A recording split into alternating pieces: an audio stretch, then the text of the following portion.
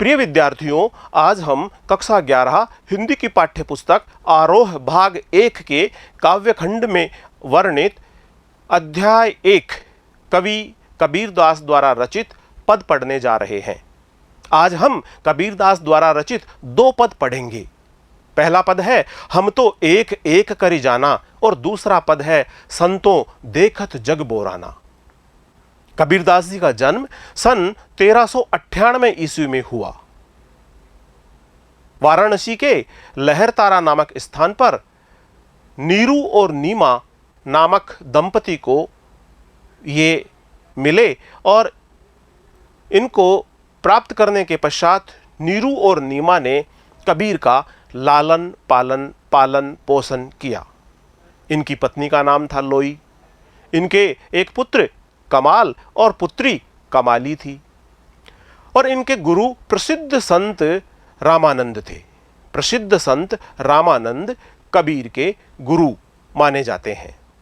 कबीर ने मुख्य रूप से भक्ति काल में निर्गुणोपासना की जो 2 धाराएं हैं, ज्ञानाश्रयी धारा और प्रेमाश्रयी धारा, तो यह ज्ञानाश्रयी धारा ज्ञान मार्गी धारा के प्रतिनिधि कवि माने जाते हैं। कवि के साक्षर होने का, कबीर के साक्षर होने का सामान्य तौर पर कोई प्रमाण नहीं है और उन्होंने इस बात को स्वीकार भी किया है कि मसी कागज छुयो नहीं, कलम गही नहीं हाथ।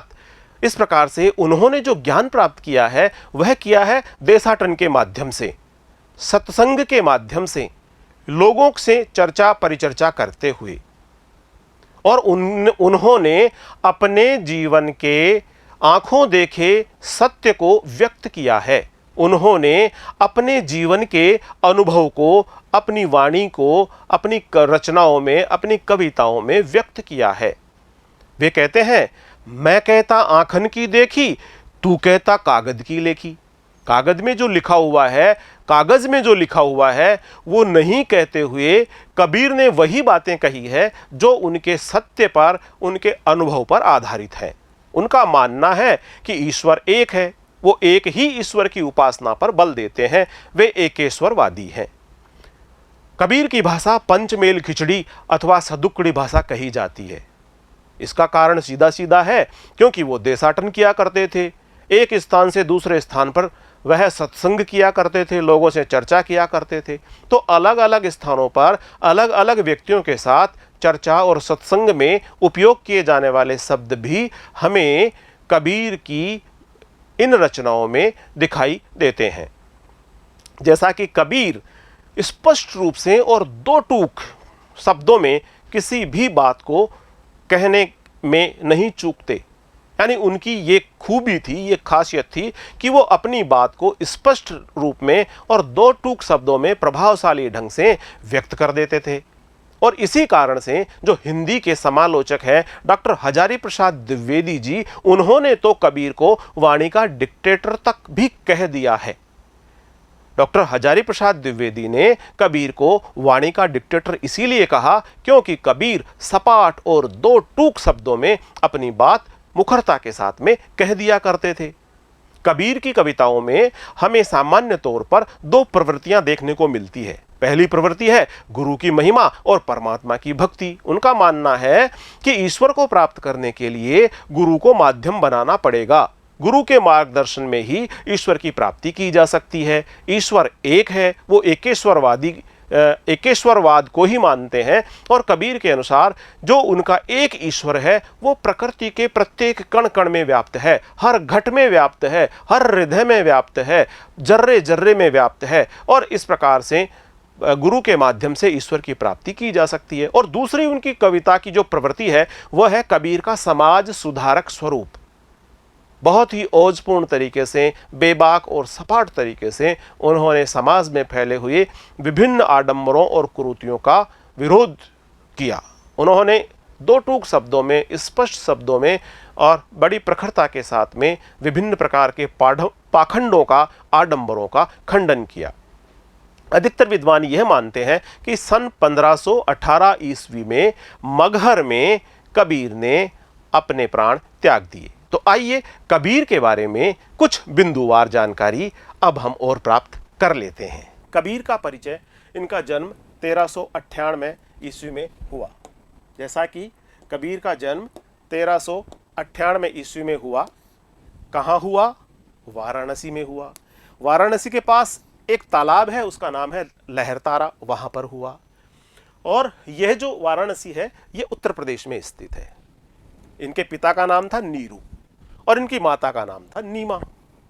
माता और पिता का नाम दोनों जुलाहे थे और कहा जाता है कि इनकी माता ने जन्म के पश्चात उनको लोक लज्जा के कारण त्याग दिया था और जुलाहा दंपति जो नीमा और नीरू है उन्होंने ही इनका लालन पालन किया। कबीर विवाहित थे, तभी तो उन्होंने कहा है नारी तो हम हूं करी, और इस प्रकार से इनकी पत्नी का नाम लोई था। इनके जो दो संतानें, पहली जो पुत्र है उनका नाम था कमाल और इनकी पुत्री का नाम था कमाली। इनके गुरु प्रसिद्ध संत स्वामी रामानंद थे। कबीर के गुरु का नाम बताइए, तो इसका उत्तर होगा इनके गुरु का नाम प्रसिद्ध संत स्वामी रामानंद। अधिकतर विद्वान ये मानते हैं कि सन 1518 में मगहर में इन्होंने प्राण त्यागे। सन 1518 में कबीर ने मगहर में प्राण त्यागे। ऐसा कहते हैं कि जो काशी में अपने प्राण त्यागता है उसे मुक्ति मिलती है, मोक्ष मिलता है। इस बात को गलत सिद्ध करने के लिए कबीर ने कहा कि परमात्मा सभी जगह व्याप्त है और इस आत्मा का जो स्वरूप है वो अजर अमर है, अविनाशी है, अनश्वर है और इसे कोई काट नहीं सकता, कोई मार नहीं सकता, कोई जला नहीं सकता। और ये आत्मा इस शरीर को छोड़ करके जब भी जाएगी, जिस भी स्थान से जाएगी, यदि आपने अच्छे कर्म किए हैं, सच्चे कर्म किए हैं, मानवता की सेवा की है, प्रेम और सद्भाव से जीवन जिया है, तो आप निश्चित रूप से मुक्ति को प्राप्त करेंगे, चाहे आपके मुक्त होने का, आपकी मृत्यु का स्थान कोई भी हो। और इस प्रकार इन्होंने मगहर में 1518 में अपने प्राण त्यागे। कबीर इस मान्यता का खंडन करना चाहते थे कि काशी में मृत्यु होने पर स्वर्ग मिलता है और मगहर में मिलने पर नरक। तो इस प्रकार से उन्होंने इस बात के लिए ऐसा किया। अब हम इनके साहित्यिक परिचय की बात करते हैं। जैसा कि हमने चर्चा की, कबीर जी भक्ति काल के अंदर निर्गुण उपासक धारा में ज्ञान मार्गी शाखा के प्रतिनिधि कवि माने जाते हैं। प्रिय विद्यार्थियों, भक्ति काल और इस भक्ति काल के प्रमुख रूप से हम दो धाराएं देखते हैं, जिसे हम सगुण धारा कहते हैं और दूसरी धारा को हम निर्गुण धारा कहते हैं। जो सगुण धारा होती है उसमें मूर्ति पूजा की जाती है। जिनकी भी हम पूजा कर रहे हैं उनको मूर्ति को साकार रूप से पूजा करते हैं। इसके अंदर भी दो धाराएं मानी जाती है, राम भक्ति धारा और श्री कृष्ण भक्ति धारा और कृष्ण भक्ति धारा। इस प्रकार से जो राम भक्ति करने वाले कवि हैं वो इस सगुण भक्ति धारा में आते हैं और जो कृष्ण भक्ति करने वाले हैं, जिनमें प्रमुख रसखान है, मीराबाई है, सूरदास है, इत्यादि इत्यादि इसमें आते हैं। और जो राम भक्त कवि हैं उसमें तुलसीदास जी आते हैं, नाभादास जी आते हैं इत्यादि। दूसरी तरफ जो निर्गुण भक्ति धारा है, इसके दो भाग हो गए। एक भाग है इसका ज्ञान मार्ग और दूसरा भाग है इसका प्रेम मार्ग। ज्ञान मार्ग को ज्ञानाश्रयी ज्ञान मार्ग को ज्ञानाश्रयी मार्ग कहा जाता है और दूसरे वाले मार्ग को प्रेम मार्ग कहा जाता है। तो इस प्रकार से कबीर दास जी भक्ति काल के अंतर्गत निर्गुण भक्ति धारा, निर्गुण उपासना की धारा के ज्ञान मार्ग के प्रतिनिधि कवि कहे जाते हैं।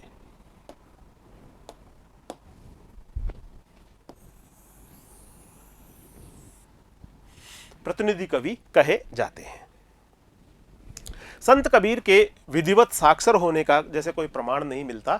उन्होंने स्वयं ये बात स्वीकार की है कि मसी कागद छुयो नहीं कलम गही नहीं हाथ, उन्होंने कभी स्याही को हाथ नहीं लगाया, कागज को हाथ नहीं लगाया, कलम को हाथ नहीं लगाया, लेकिन उसके बावजूद भी इनकी जो रचनाएं हैं, इनके द्वारा जो अभिव्यक्ति की गई है वो इतनी प्रभावशाली है, इतनी प्रखर है, उसमें इतनी गूढ़ता है, इतनी उसमें दिव्यता है और उसमें इतना अनुभवशीलता है कि वह व्यक्ति को हृदय से हृदय तक जाकर के प्रभावित करती है और व्यक्ति अपने मन मस्तिष्क में उस चीज को पूरी तरह से सोचता है, विचारता है और उसके अनुसार अपना आचरण करता है।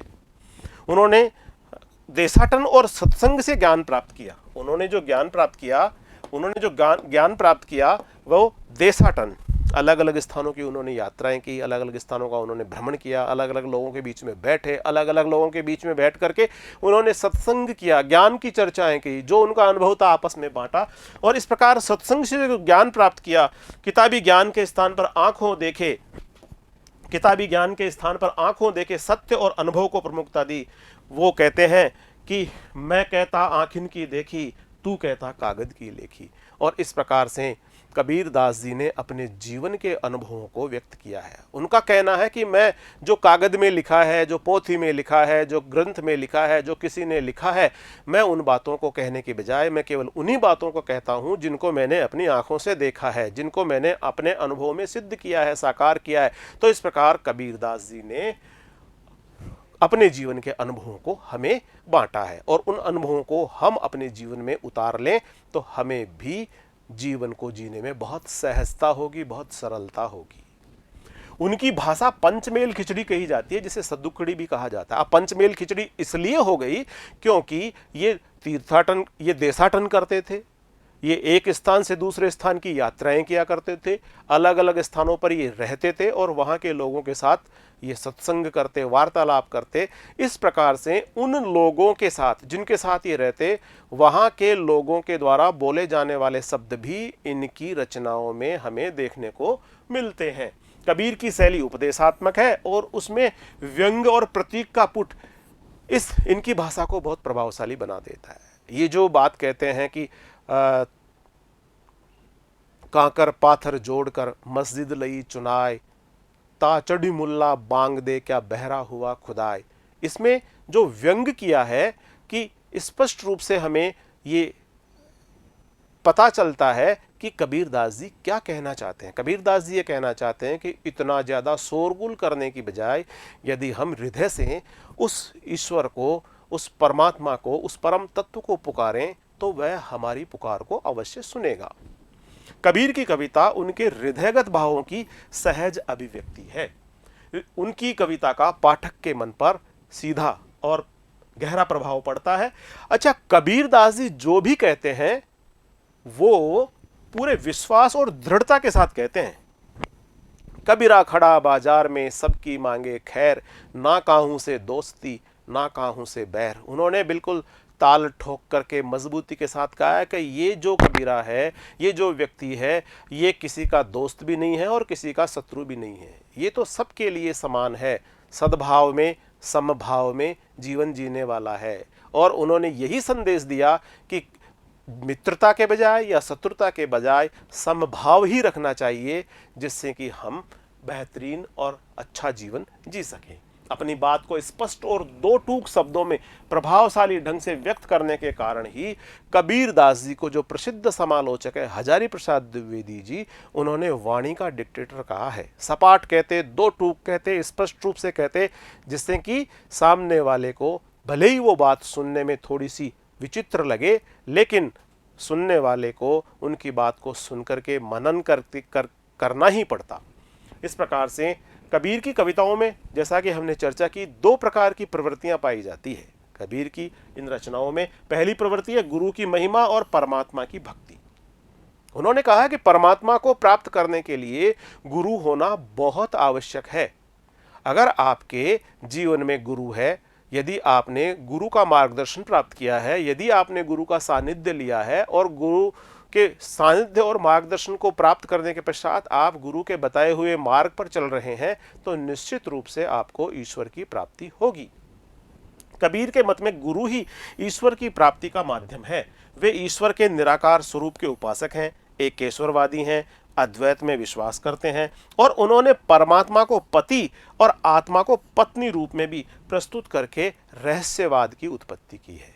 तो इस प्रकार से अब हम इनकी दूसरी प्रवृत्ति के बारे में बात करते हैं। पहली प्रवृत्ति तो इनकी थी कि गुरु के माध्यम से ईश्वर की प्राप्ति करना, और दूसरी प्रवृत्ति यह है कि हम देखते हैं कबीरदास जी का समाज सुधारक वाला स्वरूप, कबीर का समाज सुधारक स्वरूप, कबीर की वाणी का ओज, प्रखरता, तर्कशीलता तथा आत्मविश्वास का प्रबल स्वरूप निश्चित रूप से इनकी कही गई बातों को बहुत ही प्रभावशाली बना देता है।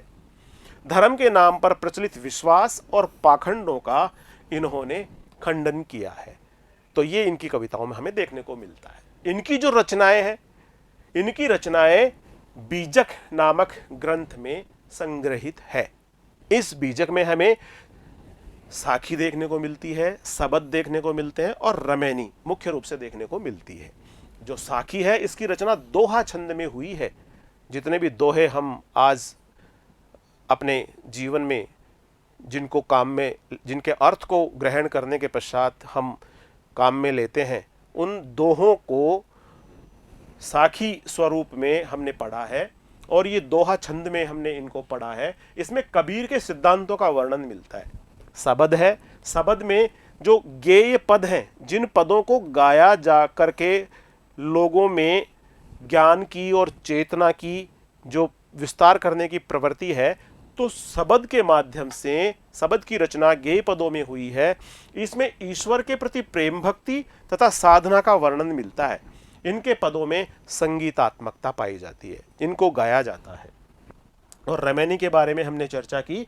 इनकी रचना के लिए कबीर ने चौपाई छंद को अपनाया है। इसमें कबीर के रहस्यवाद और दार्शनिकता के दर्शन होते हैं।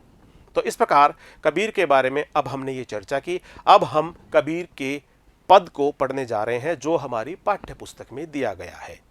प्रिय विद्यार्थियों, सबसे पहले हम इस पद को पढ़ेंगे और इस पद को पढ़ने के पश्चात हम इसका भावार्थ जानेंगे और भावार्थ के साथ साथ इसका अर्थ भी ग्रहण करेंगे।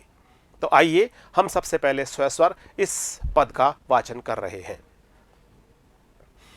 हम तो एक एक करी जाना, दोई कहें तिन्ही को दो जगे, जिन नाहिन पहचाना। हम तो एक एक करी जाना, एके पवन एक ही पानी, एके ज्योति समाना।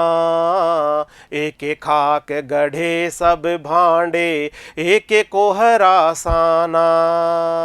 जैसे बाढ़ी काष्ट ही काटे, अग्नि न काटे कोई। सब घटियंतरि तू ही व्यापक, धरे स्वरूपे सोई। माया देख के जगत लुभाना, काहे रे नर गरबाना।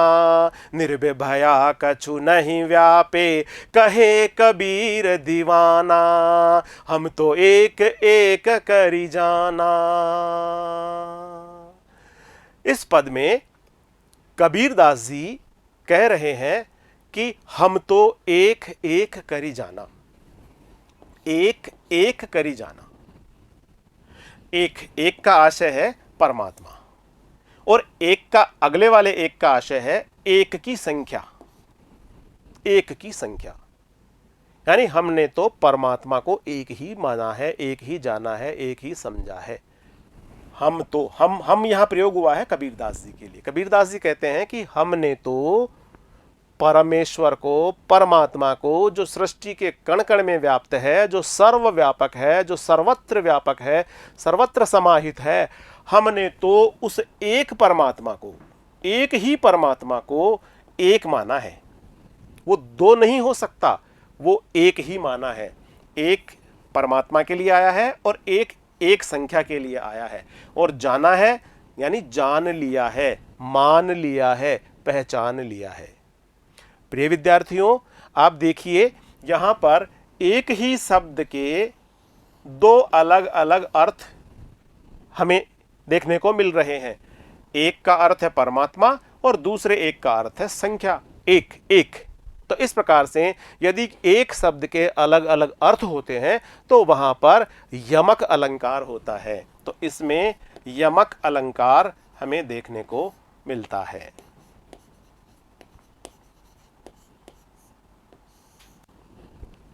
कबीर कहते हैं कि हम तो ये अच्छी तरह से जान गए हैं कि वह सर्वव्यापक परमपिता परमात्मा एक है। हम तो एक एक करी जाना, परमात्मा अनेक नहीं हो सकते, वह एक ही है और हम भी उसको एक ही मानते हैं। उस परमेश्वर को, उस परमात्मा को जो सर्वव्यापक है वह एक ही है, वो एक से अनेक नहीं हो सकता। दोई कहे तिन्ही को दो जग, जिन नाहिन पहचाना। दोई मानी दो, तिन्ही को मानी उनके लिए, दो जग मानी नरक, दो जग मानी नरक, जिन मानी जिन लोगों ने, नाहिन मानी नहीं, पहचाना मानी पहचान की।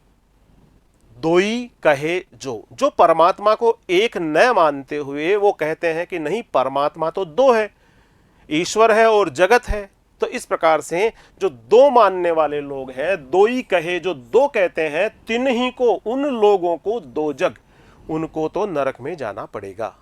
नरक में जाने से आशय है कि उनकी तो मुक्ति नहीं हो सकती। क्यों? जिन नाहिन पहचाना, क्योंकि उन लोगों ने तो परमेश्वर को, परमपिता परमेश्वर को पहचाना ही नहीं है। परमपिता परमेश्वर की पहचान उन लोगों ने नहीं की है और अब भी वो इस माया और ब्रह्म के अलग अलग रूप को अलग अलग मान्यता दे रहे हैं। दो अलग अलग रूपों में वो ईश्वर को मानते हैं, इसलिए उनकी मुक्ति संभव नहीं है। तो कबीरदास जी कहते हैं कि दो कहने वाले लोग, उनको नरक की प्राप्ति होगी, मुक्ति की प्राप्ति नहीं होगी, क्योंकि उन लोगों ने उस परम तत्व को नहीं पहचाना है। एके पवन एक ही पानी, एके ज्योति समाना। एके पवन एक ही पानी, एके ज्योति समाना। एके खाक एके पवन एक ही पानी, एके ज्योति समाना। एके खाक गढ़े सब भांडे, एके कोहरा साना। सबसे पहले हम इसके जो कठिन शब्द हैं उनको देख लेते हैं। ज्योति मानी प्रकाश, ज्योति मानी प्रकाश। पवन, पवन मानी वायु, हवा। समाना, समाना मानी व्याप्त, समाना। गढ़े बने हैं, निर्मित हुए हैं। एके पवन गढ़े निर्मित हुए हैं। खाक मिट्टी, मिट्टी। भांडे बर्तन, बर्तन। कोहरा कुम्हार, कुम्हार। साना मिलाया है या साना है। तो इस प्रकार से एके पवन एक ही पानी, एक ज्योति समाना। कबीरदास जी कहते हैं कि सब में एक ही पानी है, एक ही पवन है और एक ही ज्योति है। ये सब में समाई हुई है। बहुत गूढ़ता से इस बात को कबीरदास जी कहते हैं कि एक एक खाक, खाक मानी मिट्टी, खाक का आशय है मिट्टी। एक एक खाक गढ़े सब भांडे, एक ही मिट्टी से सारे बर्तन बनाए हैं। एक एक कोहरा साना, कुम्हार ने जो मिट्टी सानी है उस मिट्टी को सान करके, मिट्टी को तैयार करके और उस मिट्टी से अलग अलग प्रकार के बर्तन बनाए हैं। लेकिन ये बर्तन बनाने वाला भी एक ही है, एक ही कुम्हार है और उसने अपनी मिट्टी से अलग अलग प्रकार के बर्तन बनाए हैं। उसी प्रकार अब यहाँ पर ये जो खाक है, ये जो मिट्टी है, इस मिट्टी, ये जो मिट्टी है,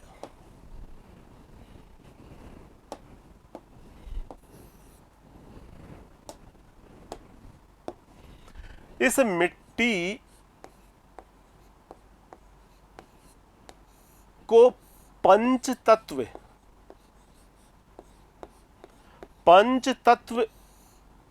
की संज्ञा दी गई है।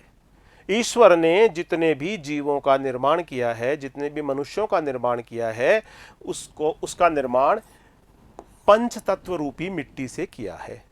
और उस पंच रूपी मिट्टी में क्या है? उसमें पवन भी है, उसमें पानी भी है और उसमें आग भी है, उसमें ज्योति भी है।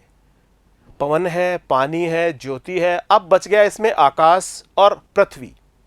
ये मिलकर के हो गए पंच तत्व। क्षिति, जल, पावक, गगन और समीर, ये मिलकर के होते हैं पंच तत्व। तो यहां पर कबीरदास जी कहते हैं कि सभी प्राणियों में ईश्वर ने एक ही प्रकार की मिट्टी का उपयोग किया है, पंच तत्वों का उपयोग किया है, और सब प्राणियों में पवन वायु है, पानी है, अग्नि है, आकाश है और पृथ्वी रूपी तत्व, इस प्रकार पंच तत्वों से प्रत्येक प्राणी का निर्माण हुआ है। कबीरदास जी कहते हैं कि एक ही वायु, एक ही पानी और एक ही ज्योति सब में समाई हुई है। जैसे कुम्हार मिट्टी को सान करके सभी बर्तनों की रचना करते हैं, ठीक उसी प्रकार कण कण में व्याप्त परमात्मा ने एक ही दिव्य पदार्थ यानी पंच तत्व से समस्त पदार्थों और जीवों को बनाया है, प्रत्येक सभी जीवों की रचना की है। और ये पंच तत्व है क्षिति, जल, पावक, गगन और समीर। जैसे बाढ़ी काष्ठ ही काटे, अग्नि ने काटे कोई। अब यहां पर कबीरदास जी कह रहे हैं कि परमपिता परमेश्वर तो हर कण में, सृष्टि के कण कण में व्याप्त है, और उसको सिद्ध करने के लिए यहां पर यह एक उदाहरण देते हुए कह रहे हैं कि जिस प्रकार से बाढ़ी का आशय है बढ़ई, काष्ठ का आशय है लकड़ी, अग्नि का आशय है आग, अग्नि।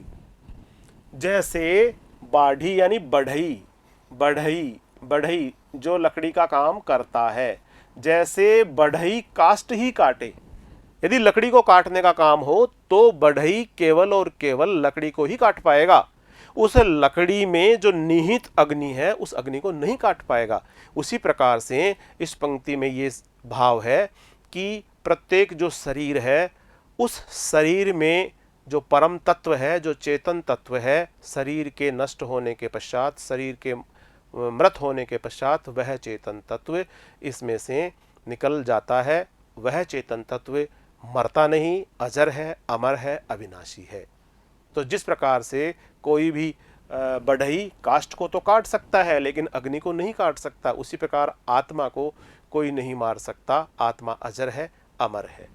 कबीर कहते हैं कि जिस प्रकार बढ़ई लकड़ी को काटकर अलग कर देता है पर उसमें निहित अग्नि को नहीं काट सकता, इसी प्रकार जीव का शरीर ही नष्ट होता है, जीव का शरीर ही नष्ट होता है, उसमें व्याप्त परम तत्व तो अजर, अमर और अविनाशी है। प्रिय विद्यार्थियों, देखा आपने यहां पर कि काष्ठ ही काटे, इसमें जो अलंकार है वह है अनुप्रास अलंकार। बाढ़ी, काष्ठ और अग्नि, ये बढ़ई, ये काष्ठ और ये अग्नि, इन तीनों के माध्यम से जो बात कही जा रही है कि ईश्वर को निराकार और घटघटवासी बताया गया है, तो इसमें उदाहरण अलंकार देखने को मिलता है। सब घटी अंतरि तू ही व्यापक धरे स्वरूपे सोई। घटी का आशय है हृदय, सब घटी, अंतरी अंदर भीतर, तू ही तुम ही, यानी ये ईश्वर के लिए आया है। व्यापक का आशय है समाया हुआ है। धरे स्वरूपे सोई, और स्वरूप अलग अलग रूप में आपने धारण कर रखा है। तो यहां पर कबीरदास जी कहते हैं कि सब घटी अंतर तू ही व्यापक धरे स्वरूपे सोई। परमात्मा के लिए परमात्मा के लिए कह रहे हैं कबीर जी कि प्रत्येक जीव के घट घट में, प्रत्येक जीव के हृदय में परम तत्व, परमात्मा स्वरूप तत्व ही विराजमान है।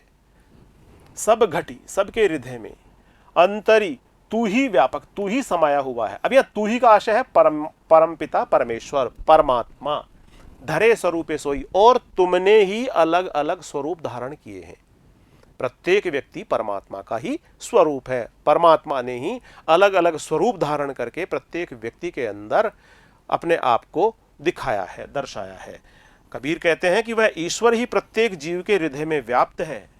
सब घटी अंतर तू ही व्यापक, प्रत्येक जीव के हृदय में परमात्मा ही व्याप्त है तथा अनेक स्वरूपों में व्यक्त हो रहा है, अर्थात सभी के अंतःकरणों में तथा कण कण में परमात्मा व्याप्त है और उसने ही ये सारे स्वरूप धारण किए हैं। प्रिय विद्यार्थियों, आप देखेंगे स्वरूपे सोई, स और स वर्ण की आवृत्ति हुई है, पुनः सवर्ण की आवृत्ति हुई है। जब एक ही जब वर्ण की आवृत्ति बार बार हो तो वहां पर अनुप्रास अलंकार होता है। सवर्ण की बार बार आवृत्ति होने से यहां पर अनुप्रास अलंकार है।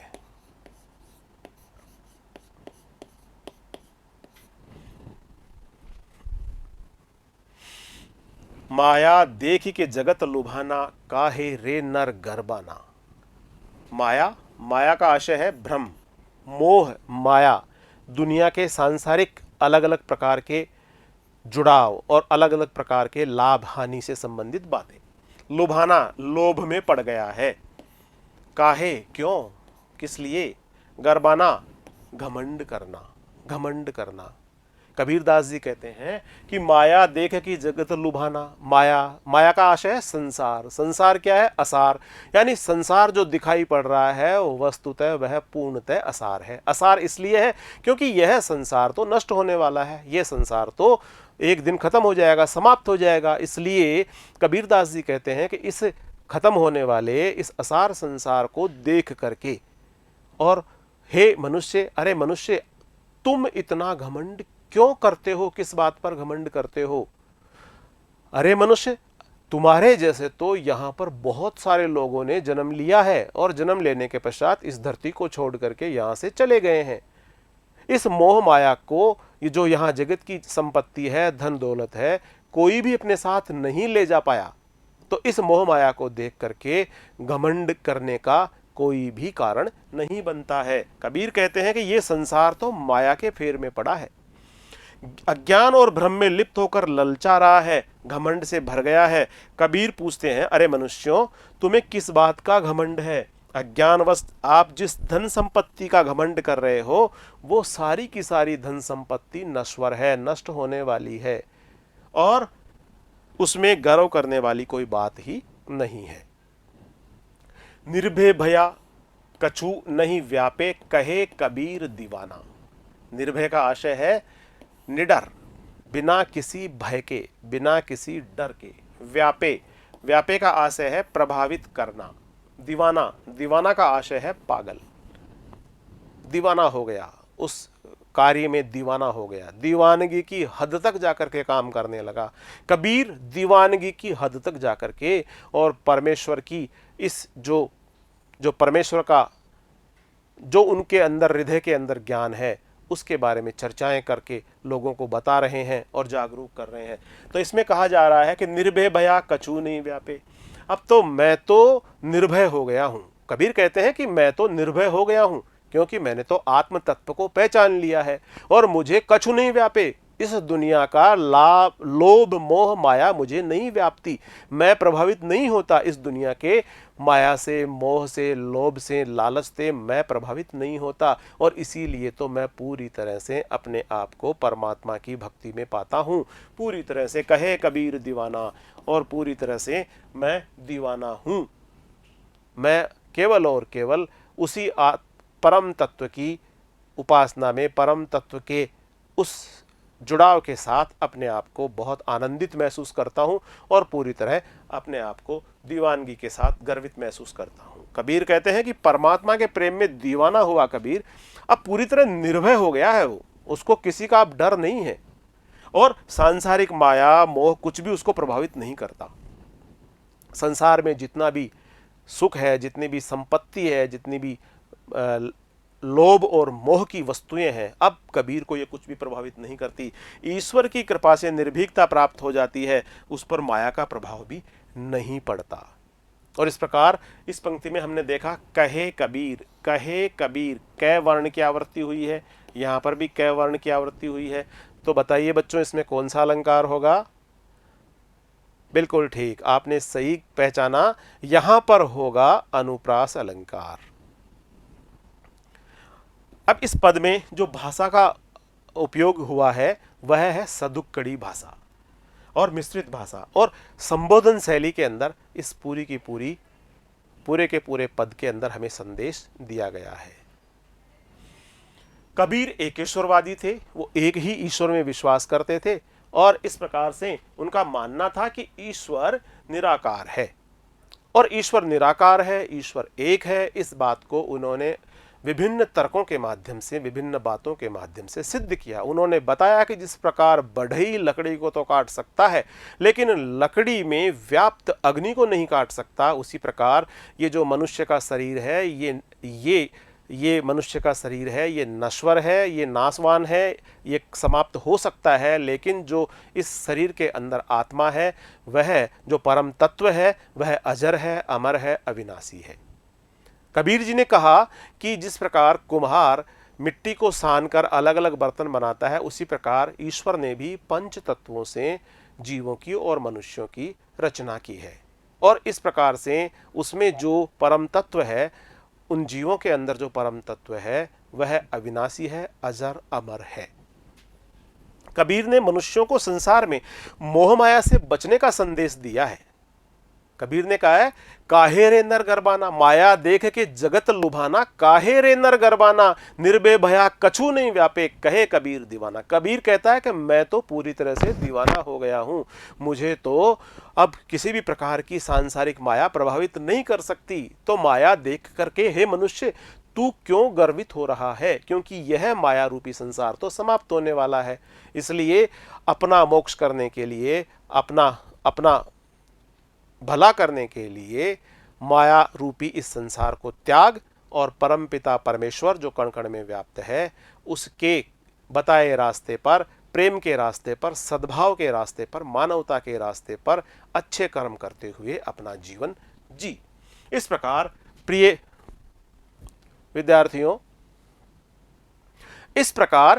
विद्यार्थियों, आज हमने कबीर दास का यह पद पढ़ा, इसका भावार्थ समझा, इसका अर्थ ग्रहण किया। इस पद से आगे वाला पद हम अगली कक्षा में पढ़ेंगे। तब तक नमस्कार।